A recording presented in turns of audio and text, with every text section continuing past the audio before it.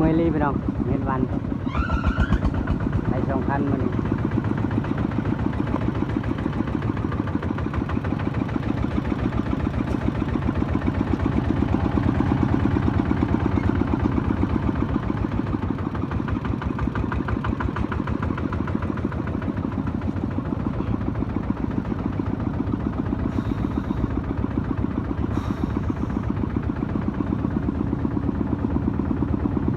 กำลังจะกลับบ้านแล้ว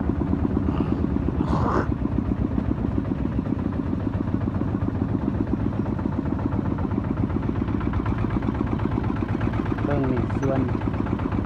ของชาวบ้านในไร่รีมีแต่มันหมดช่วงนี้ก็ช่วงฮอตฤดูมันครับราคาการตกต่ำอยู่ลาวนี่พวกบ่ฮู้ว่าอยู่ไทยมันราคาสูงบ่เนาะ